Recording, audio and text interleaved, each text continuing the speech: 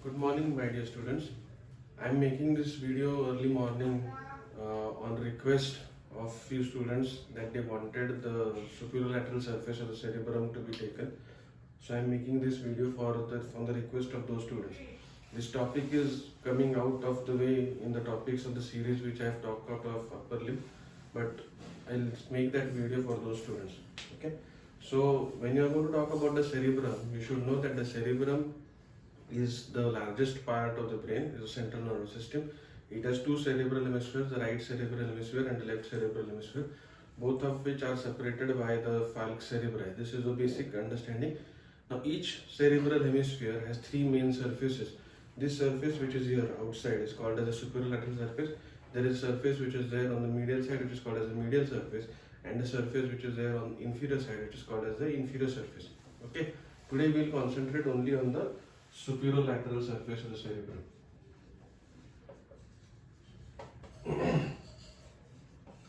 Now first we will try to draw the diagram of the superolateral surface. If you can understand this.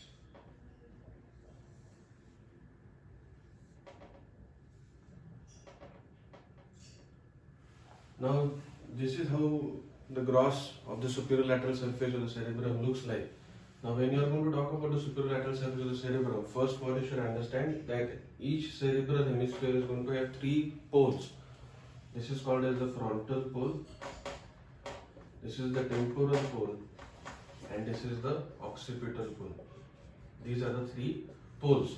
Okay, and there are four lobes to the cerebral hemisphere when you see from the superolateral surface, and the four lobes are frontal lobe, parietal lobe, temporal lobe, and occipital lobe. Now, how are these lobes separated from each other? There are three main sulci. Okay, when you are going to talk about superolateral surface, we are going to discuss sulci, gyri, functional areas, applied anatomy, and all those things. Okay. So there are three main sulci. There is a first sulcus which is there here, which is called as central sulcus. Then this is the lateral sulcus, and this is parieto-occipital sulcus. Okay. So these are the three main sulci. What are these sulci? This is the central sulcus. This is parieto-occipital sulcus, and this is the lateral sulcus. Okay, so these are the three main sulci. Now because of these three main sulci, you will have four lobes. In front of the central sulcus, you will have frontal lobe. Between the central sulcus and parieto-occipital sulcus, you will have parietal lobe, and then below the lateral sulcus, you will have temporal lobe, and here you will have the occipital lobe. Clear? So these are the four lobes which are going to be there on the cerebral hemisphere. I hope till here it is clear. Now each of these lobes have different sulci and gyri. So we will try to understand those sulci and gyri here now. Okay, each lobe will have its own sulci and gyri. This is what we have talked of till now. Now what are the sulci and gyri? We will go lobe wise. Okay. If you talk about the frontal lobe first, which lies in front of the central sulcus, there is one sulcus which is there in front of the central sulcus. This is called as precentral sulcus, and there are two horizontal sulci, which is called superior frontal sulcus and inferior frontal sulcus. Okay, so this sulcus is precentral. This is central sulcus. This is superior frontal sulcus. This is inferior frontal sulcus. Clear? So these are the sulci which are going to be present in the frontal lobe. Now because of this sulci, what is there? What are the gyri which are present there? Between the precentral sulcus and the central sulcus, you have precentral gyrus. Okay, and here the three gyri which will be there here will be superior frontal gyrus, middle frontal gyrus, and inferior frontal gyrus. Clear? So these are the three gyri which are there in the frontal lobe. Now this lateral sulcus which is there, it sends two extensions into the inferior frontal gyrus.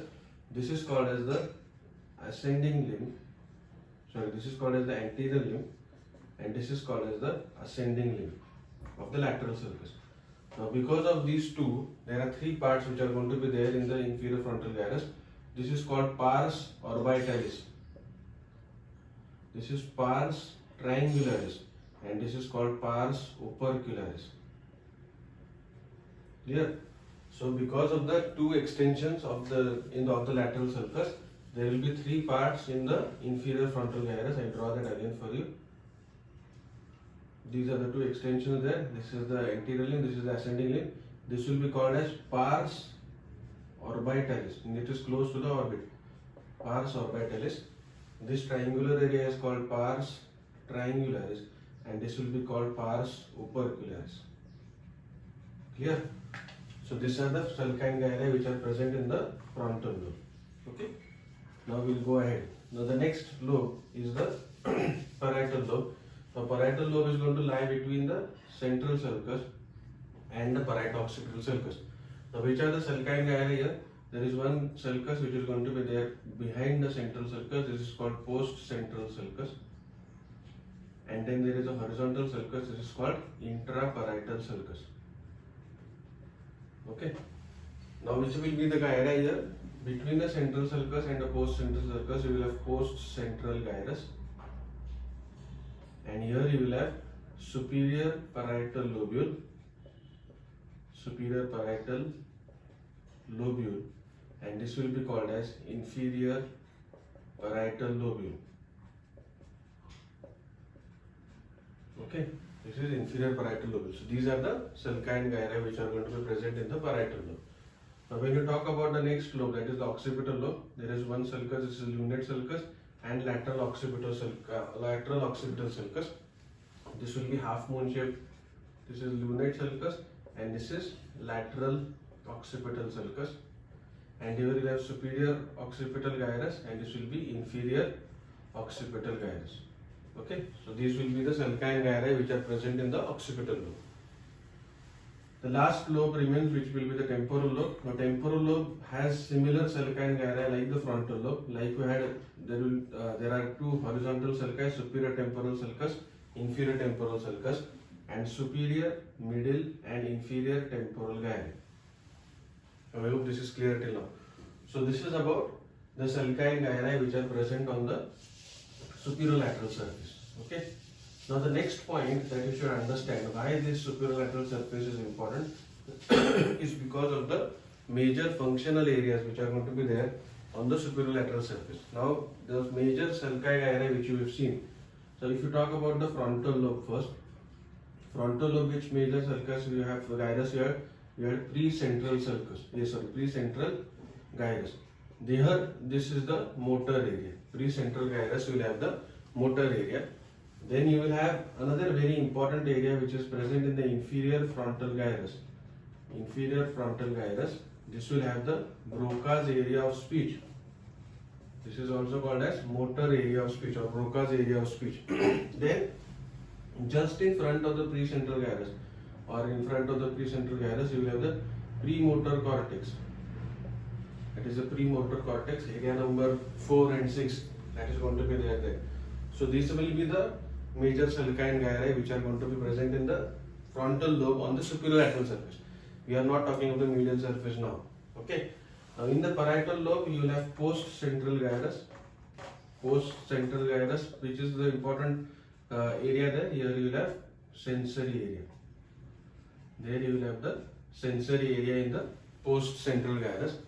Then when you go, otherwise nothing much in the parietal lobe. Then you go into the occipital lobe. In the occipital lobe, you will have the visual area.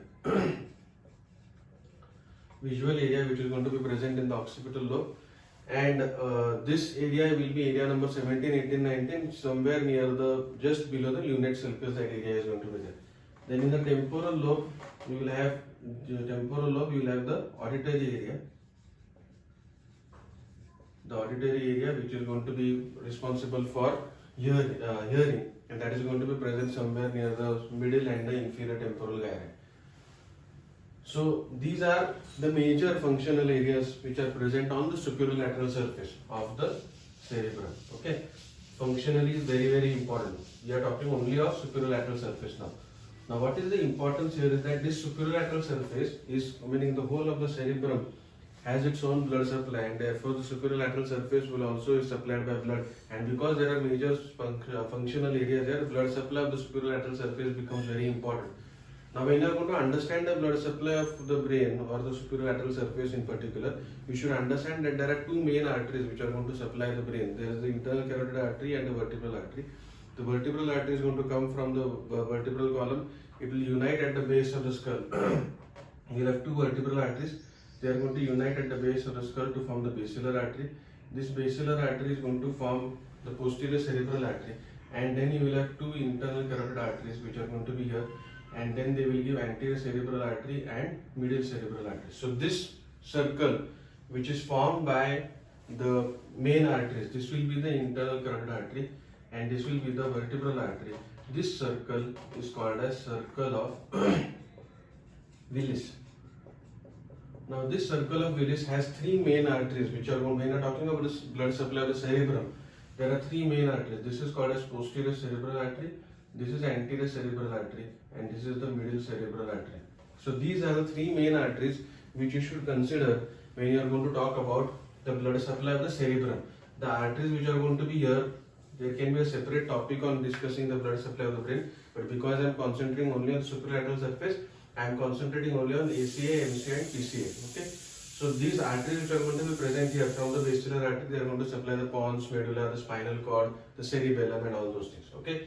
So you should know that there are three arteries: anterior cerebral artery, middle cerebral artery, which are branches of internal carotid artery, and posterior cerebral artery, which is a branch of the vertebral artery. Is this clear? So that is the main thing about the blood supply. Now the major part of the superolateral surface. If you draw the superolateral surface again here, what you should understand is that there is this part of the superolateral surface, the some part of the upper border, and the inferior temporal gyrus and some part of the occipital lobe. Okay, this part of the inferior temporal gyrus and occipital lobe, this is supplied by posterior cerebral artery.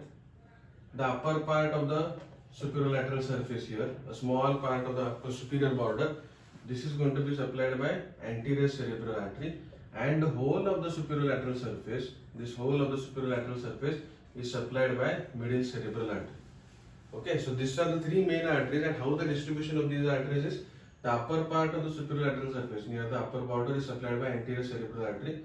The inferior temporal gyrus and occipital lobe, or some part of the occipital lobe, is supplied by posterior cerebral artery, and major part of the superolateral surface is going to be supplied by middle cerebral artery. Therefore, whenever there is going to be a problem with the middle cerebral artery, you will have signs and symptoms in relation to the areas which are going to be affected. So when you are going to write applied anatomy of this part, what you should say is that the areas of the cerebrum, suppose the precentral gyrus is affected. The precentral gyrus is the motor area.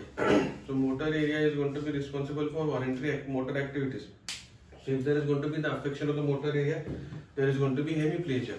If there is going to be affection of the post-central gyrus, there will be sensory aphasia, sensory loss. Okay. If there is going to be affection of the Broca's area of the speech, the patient will have a motor aphasia. Another area which is there behind the motor area of the speech is the sensory area of speech. If that is going to be affected, that is called sensory aphasia. And if the visual area will be affected, the person will have affections of vision. So likewise, depending upon what area of the brain will be affected, you will have signs and symptoms which are going to be reflected according to that. Okay. So majorly what you should understand is, because commonly seen features will be hemiplegia, where there is going to be paralysis of the opposite half of the body when there is going to be affection of the precentral gyrus, which is the major portion of the superolateral surface, which is supplied by middle cerebral artery. Okay, so this was just a rapid revision of the superolateral surface of the cerebrum. I hope it is understood, and again I request all of you to please view the video, like the video and share the video, and kindly subscribe to my channel. Thank you.